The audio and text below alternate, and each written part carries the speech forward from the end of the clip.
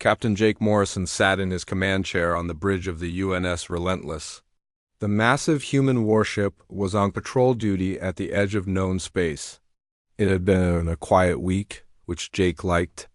Quiet weeks meant no pirates, no smugglers, and no alien raiders trying to test human defenses. The bridge was busy with the normal sounds of a working starship. Officers checked their stations. The ship's computers hummed softly. Everything was normal until the communications officer looked up with a confused expression. "Captain, I'm picking up a signal," said Lieutenant Amy Foster. "It's not human. And it's not from any known alien species in our database." Jake leaned forward in his chair. First contact with unknown aliens was always dangerous. "Put it on screen." The main display flickered to life. What Jake saw made him pause. A damaged alien ship drifted in space, its hull torn open in several places. The vessel was beautiful despite the damage. It looked like it was grown rather than built, with smooth curves and a pearl-like surface that seemed to glow from within. "They're trying to communicate," Amy said. "The signal is weak, but I think I can clean it up." Static filled the bridge speakers. Then a voice came through, speaking in a language no human had ever heard. The words were musical, almost like singing, but there was something else in the voice. Fear. Commander Lisa Hayes, the ship's science officer, moved to her station. "I'm running the signal through our translation matrix. Give me a few minutes." Jake watched the alien ship on the screen. More debris floated around it. Some of the pieces looked like they might have been other ships once. Whatever had happened here, it had been violent. "Captain," Lisa said suddenly, "I've got partial translation." "They're asking for help?" "They keep saying something about devourers and fleeing and sanctuary," the alien voice continued, becoming more desperate. Even without full translation, Jake could hear the panic. "Open a channel," Jake ordered. "This is Captain Jake Morrison of the human vessel UNS Relentless. We hear your distress call. Do you need assistance?" The alien ship's transmission stopped. For a long moment, there was silence. Then the voice returned, speaking more slowly. Lisa worked at her station. "Translation is getting better. I think they're trying to learn our language from what you just said. Minutes passed. The alien voice spoke again, and this time the words were almost understandable. "Human ship. We are grateful. I am of the Viridian people. We need help. Great danger comes." Jake exchanged glances with Lisa. "Ask them if they need medical aid or repairs?" Lisa transmitted the question. The response came back faster this time. "We need sanctuary. The devourers have destroyed our worlds. All worlds. Nothing left. We are survivors." The bridge fell silent. Jake felt a chill run down his spine. "How many survivors?" "Many ships. 17 different peoples. All fleeing. The devourers consume everything. No defense possible. All advanced weapons. Useless." Jake stood up from his chair. "Lisa, get me Admiral Brooks on priority channel. And prepare to bring that ship aboard for repairs." "Wait, Captain," the alien voice said, clearer now.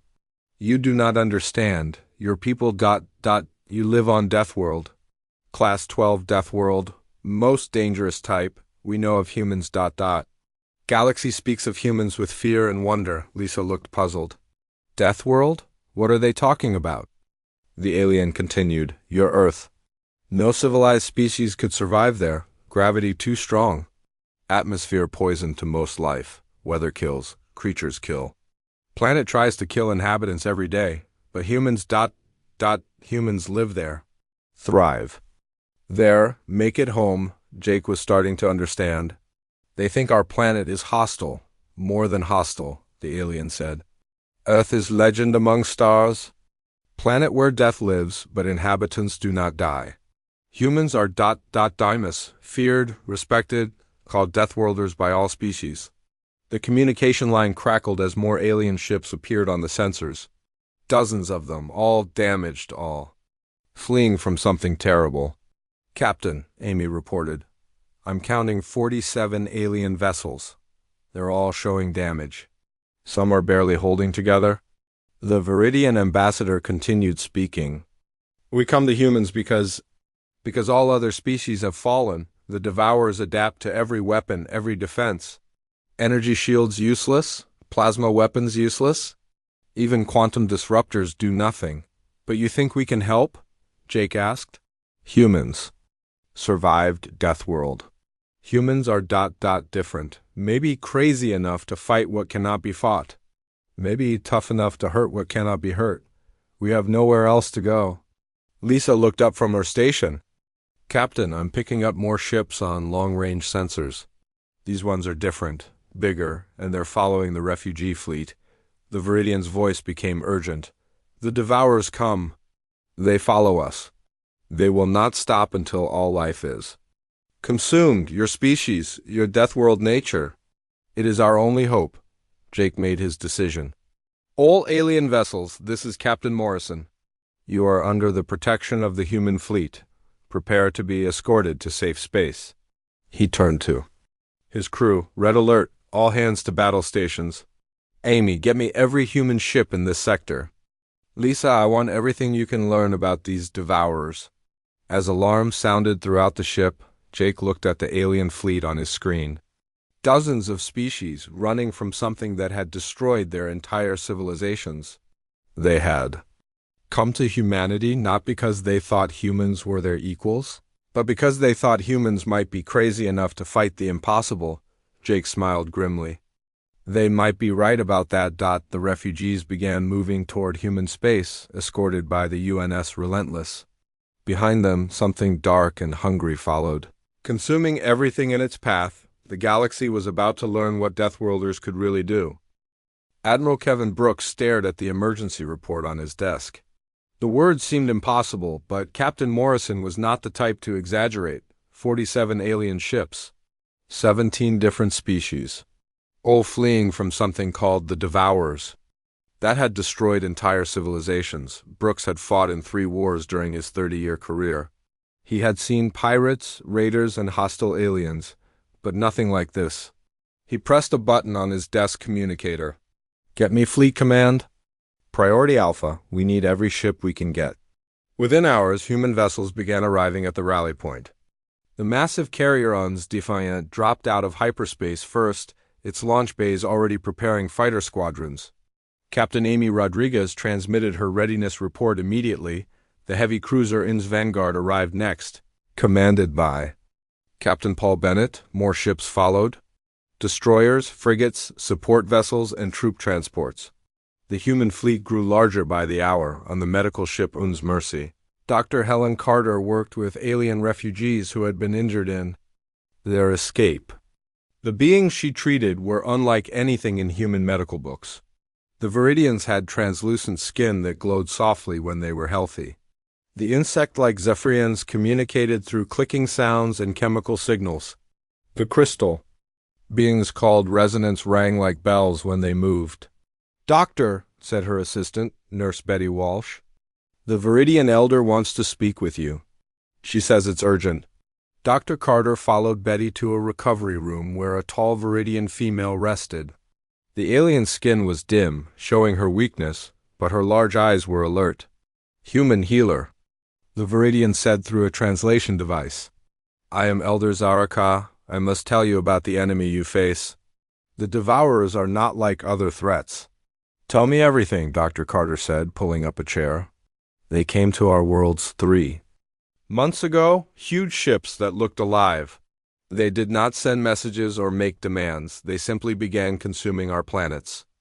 Zaraka's skin flickered as she remembered. We used our energy weapons. The beams passed through their hulls like they were not there. We tried plasma cannons.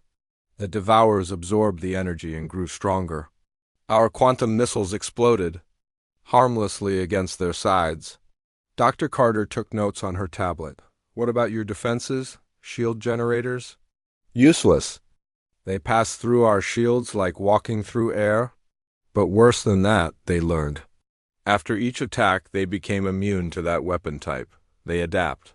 Another alien approached. This one looked like a tall insect with 4 arms and compound eyes. I am War Leader Thresh of the Zephyrian Hives, it clicked. My people fought the Devourers for 2 weeks. We threw everything at them. Acid bombs, sonic disruptors, gravity weapons, nothing worked.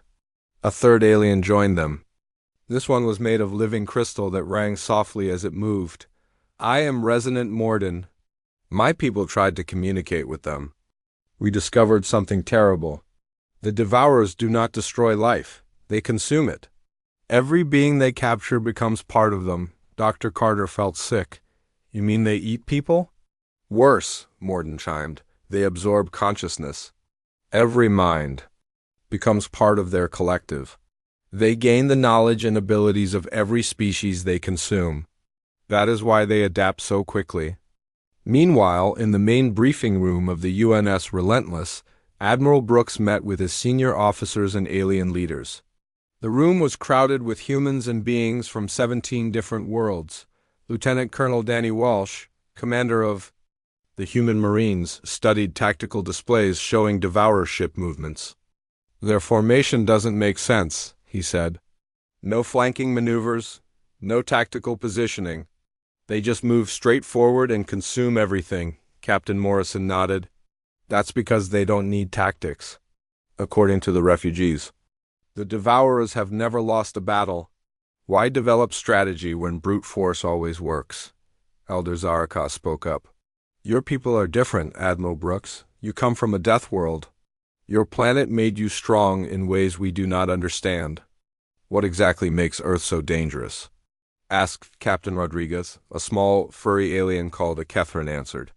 Your gravity is 3 times normal. Your atmosphere burns the lungs of most species.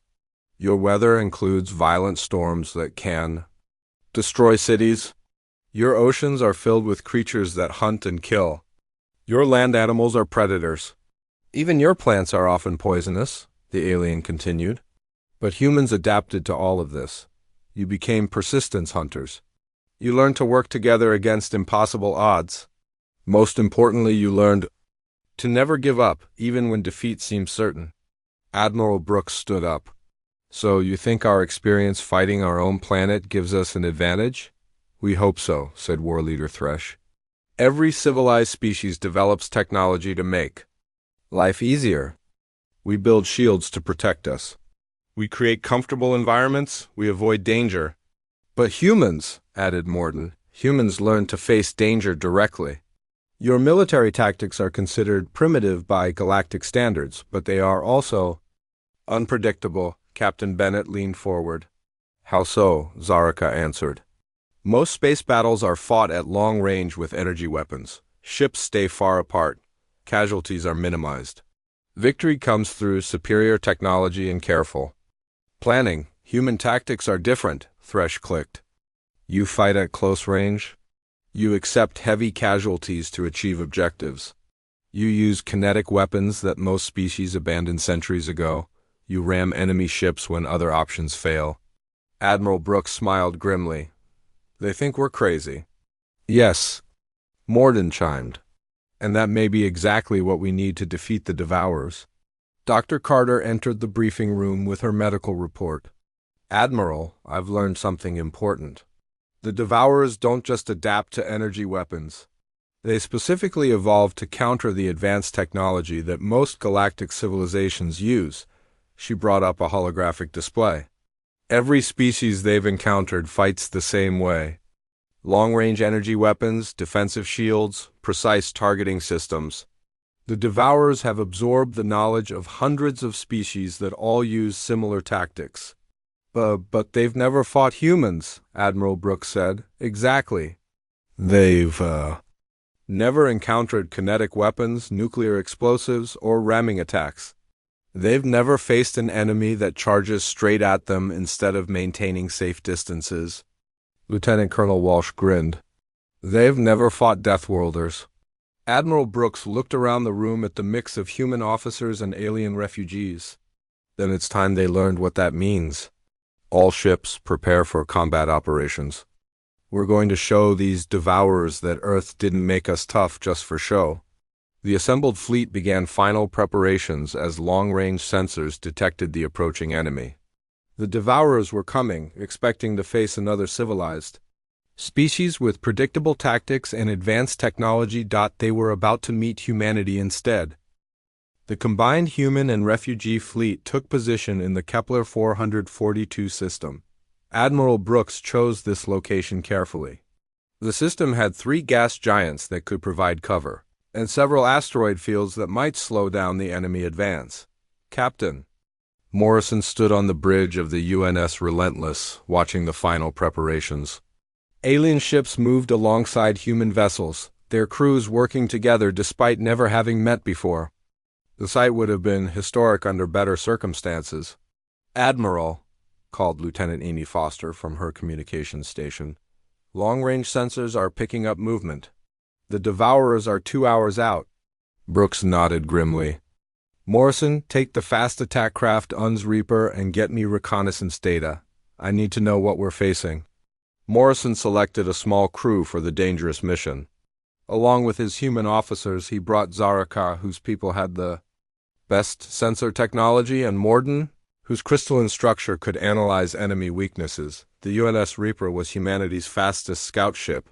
It could outrun almost anything in space, which Morrison hoped would keep them alive long enough to gather intelligence. As they approached the edge of the system, the enemy finally appeared on their sensors. Morrison stared at the display in shock. "My God," whispered Lieutenant Tony Garcia, the ship's sensor operator. "How many are there?" "Over 300 contacts," Garcia reported. "And they're huge. Each one is bigger than our largest dreadnoughts." But size was not what made Morrison's blood run cold. The ships looked wrong. Instead of metal hulls and geometric shapes, the Devourer vessels appeared organic. They pulsed like living hearts. Some had what looked like breathing holes. Others grew tentacles that reached out to touch nearby ships. "They are not built," Zaraka said quietly. "They are grown." Each ship is a living creature. Morden's crystal body rang with distress. I can sense their thoughts. So many voices. So much pain. The absorbed consciousness of 1,000 species crying out in digital prison. Morrison ordered the ship closer, staying hidden behind a large asteroid. Captain Susan Blake, piloting the escort fighter INS Hawk, maintained overwatch position. As they drew near, the true horror became visible. The Devourer ships were not just alive, they were feeding.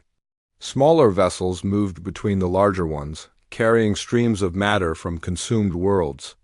The bioships absorbed this material and grew visibly larger. "Captain," Garcia said with a shaking voice, "I'm detecting human DNA signatures in that feeding stream." Morrison felt sick. "They've already hit human colonies?" "No," Zaraka corrected. "They have absorbed species that look like humans. The Altarians from the Vega sector. The Devourers consumed them last week." The reconnaissance mission was going well until Garcia made a mistake. He boosted sensor power to get better readings on the enemy formation.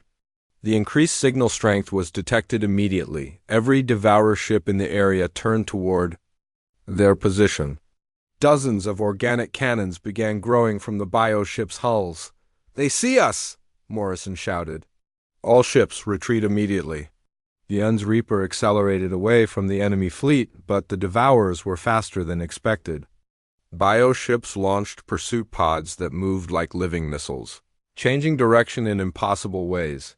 Captain Blake in the UNS Hawk flew directly into the path of the pursuit pods. "This is Hawk, I'll buy you time. Get that data back to the fleet." Blake, negative. "Return to formation," Morrison ordered. "Sorry, Captain. Someone has to make sure this intelligence reaches Admiral Brooks." Blake's fighter exploded in a brilliant flash as she overloaded her reactor core, taking 3 pursuit pods with her. The sacrifice gave the UNS Reaper enough time to escape, but Morrison knew they had lost a good officer and friend. Back at the fleet, Dr. Carter analyzed the reconnaissance data with growing horror. The information was worse than anyone had imagined.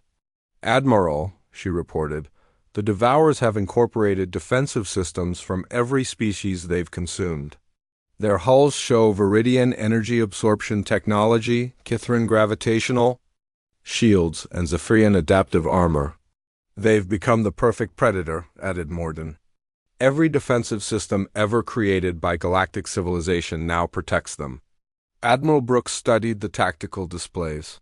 300 bioships.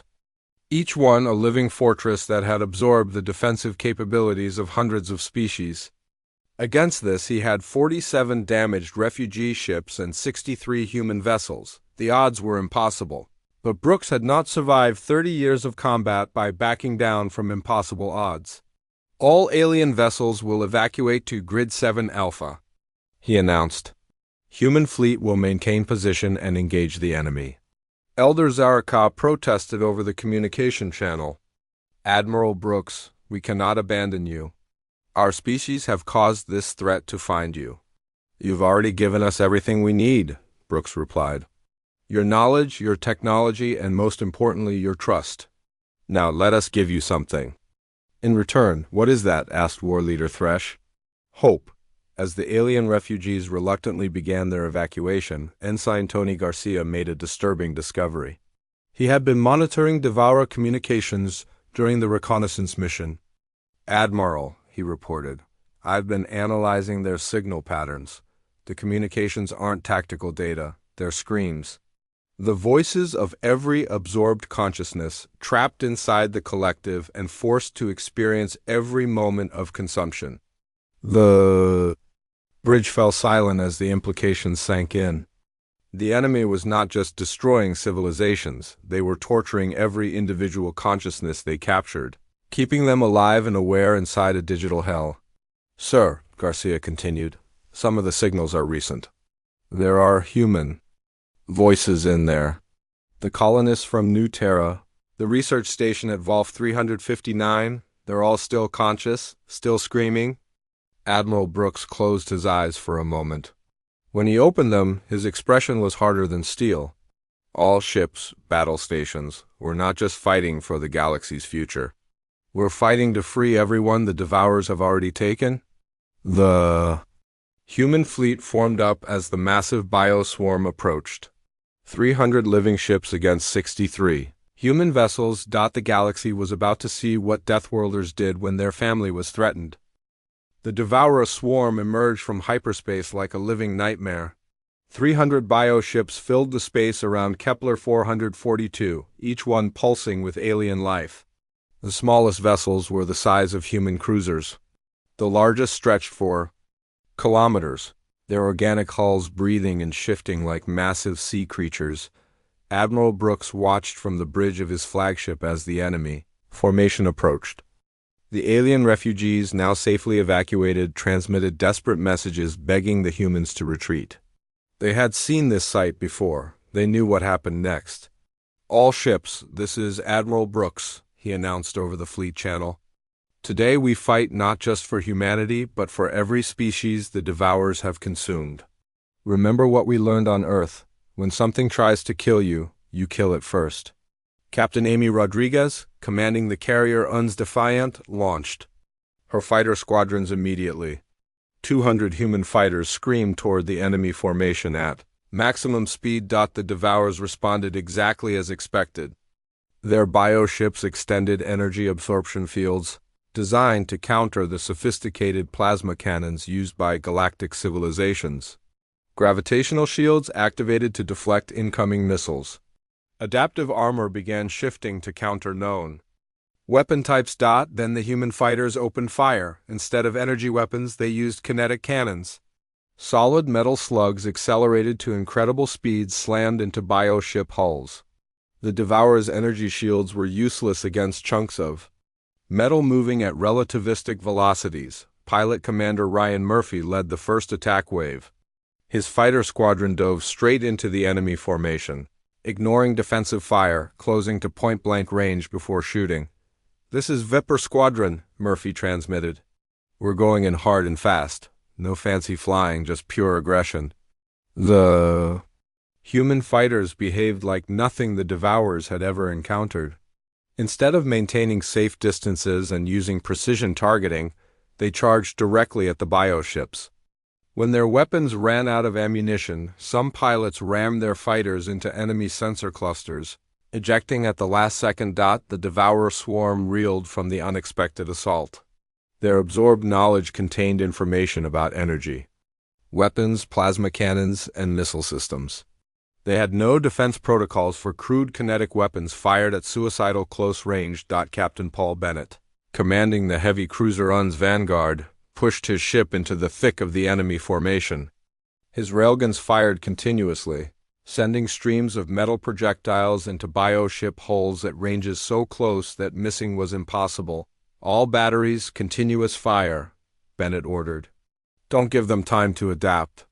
The UNS Vanguard's nuclear missiles exploded against Devourer hulls, tearing massive wounds in creatures that had evolved to heal from precise laser cuts. The bioships tried to regenerate, but they had never encountered weapons designed to create maximum destruction rather than surgical precision. Dr. Carter, monitoring the battle from the medical ship, realized why the human tactics were working. "Admiral," she reported, "the Devourers adapted to fight civilized species. They expect elegant, long-range combat with minimal casualties. But we're not civilized," Brooks replied grimly.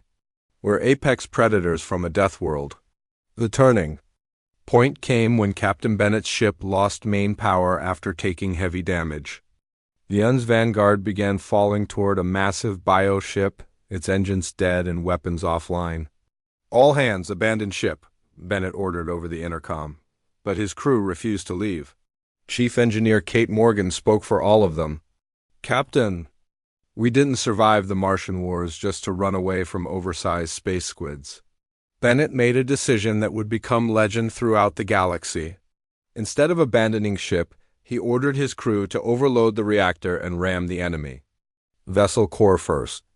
"This is UNS Vanguard to all ships," Bennett transmitted. "We're going out the way Deathworlders should. See you in hell." The Vanguard's reactor explosion tore a hole through 3 Devourer bioships and created a gap in their formation.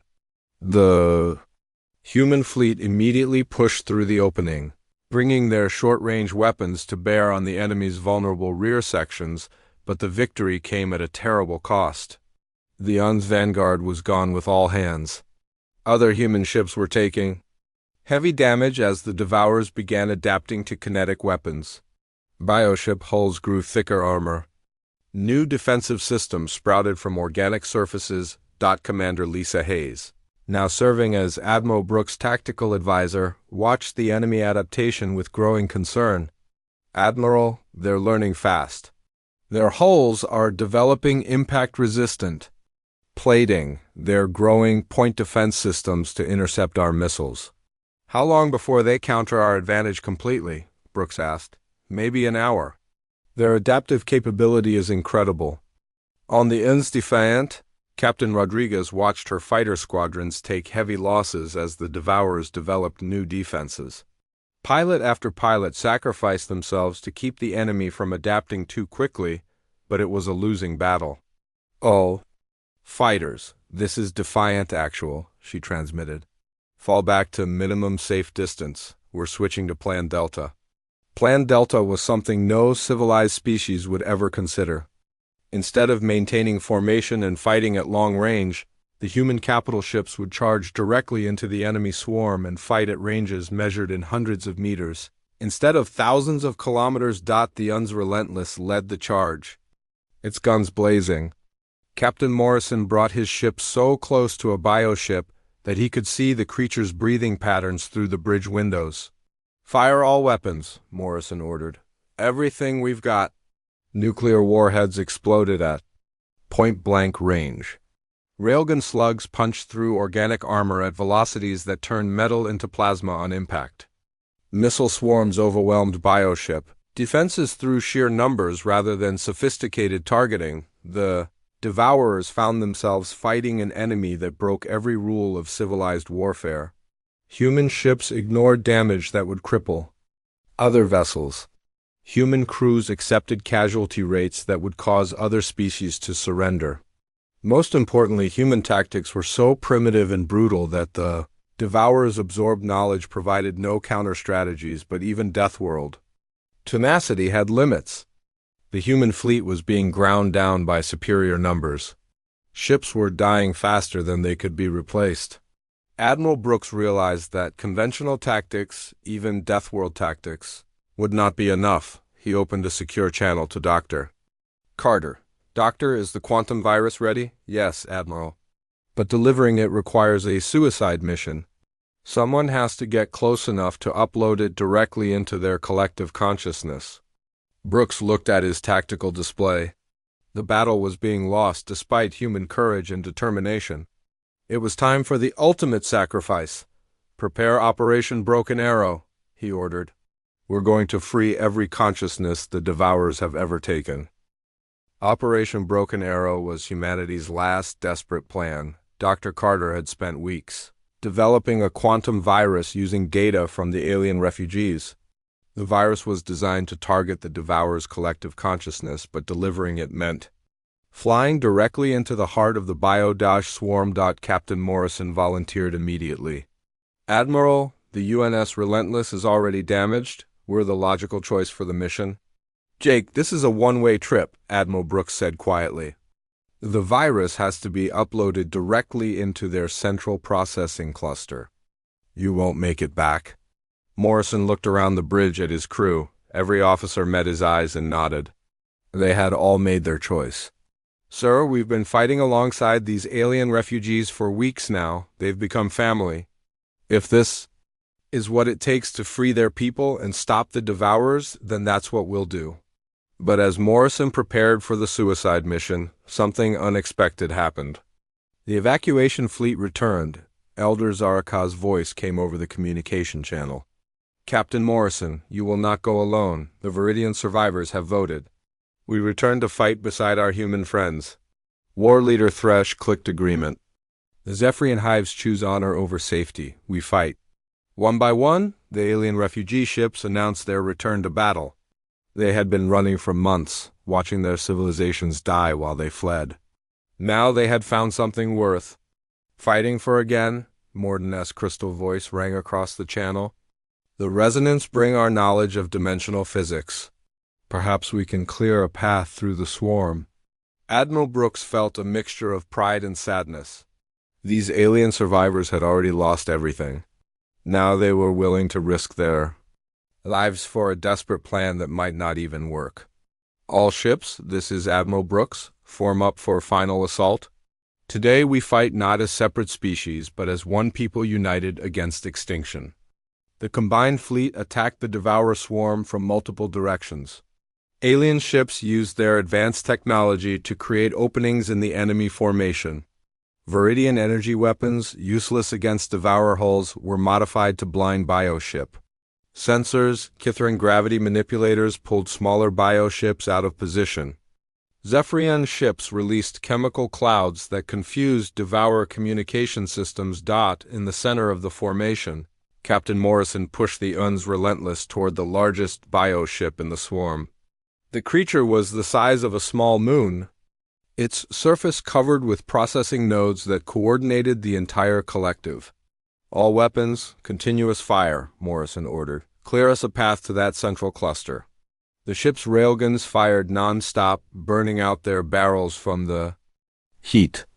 Nuclear missiles streaked toward the target, exploding in brilliant flashes that tore holes in organic armor.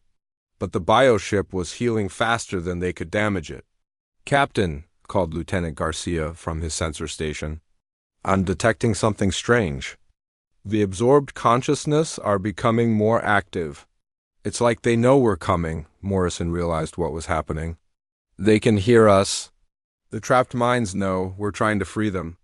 The voices of billions of absorbed beings began reaching out through the Devourer communication network. Humans from the lost colonies, Viridians from the destroyed homeworld, members of species that had been extinct for centuries, all of them trapped inside the collective, but all of them hoping for freedom. As the UNS Relentless approached the target, Morrison made a discovery that changed everything. The quantum virus was not just a weapon, it was a key that could unlock the prison holding every absorbed consciousness. Dr. Carter, he called over the communication link, the virus won't just destroy them. It will free everyone they've ever taken. Yes, Captain. But you have to get close enough to upload it directly into their central processing core. The range is less than 1 kilometer. Morrison looked at his tactical display. The central bioship was surrounded by dozens of smaller vessels, all of them firing at the approaching UNS Relentless. His ship was already badly damaged and would not survive much longer. "All hands, prepare for ramming speed," he announced over the ship's intercom. "We're going to punch right through their defenses and deliver this virus directly to their brain." The UNS Relentless accelerated toward the massive bioship, its hull glowing from enemy weapons fire. Other human ships moved to support the attack, drawing fire away from Morrison's vessel. As they approached the target, Morrison opened a channel to every consciousness trapped within the Devourer Collective. "This is Captain Jake Morrison of the Human Fleet. You are not forgotten, you are not alone, and you are not helpless. Fight back." The response was immediate and overwhelming. Billions of absorbed minds, from hundreds of different species, suddenly turned against their captors. The quantum virus did not destroy the Devourers. It gave their victims the power to destroy themselves. The bioships began convulsing as their own absorbed knowledge turned against them. Viridian energy expertise was used to overload bioship power systems. Kitharan gravity mastery collapsed the creature's internal structures. Human military tactics, absorbed from the captured colonists, coordinated the rebellion. The largest bioship screamed as its central processing core was overwhelmed by the sudden revolt of its own absorbed consciousness. The creature that had seemed invincible moments before began tearing itself apart from within. Captain Morrison watched in amazement as the entire Devourer swarm destroyed itself. "All ships, this is relentless. The virus worked. They're freeing themselves." The battle ended not with explosions or weapons fire, but with the sound of liberation. The voices of billions of trapped beings, finally free after centuries of digital slavery, sang across the communication channels in hundreds of different languages. The bioships collapsed into dead hulks, their collective consciousness finally silenced. But the individual minds they had absorbed were free, their final gift to the galaxy. A warning about the dangers that lurked in the dark between stars. Admiral Brooks surveyed the aftermath of the battle. The human fleet had lost 30 ships and thousands of crew members. But they had accomplished something that no other species in galactic history had managed. They had defeated the Devourers and freed their victims.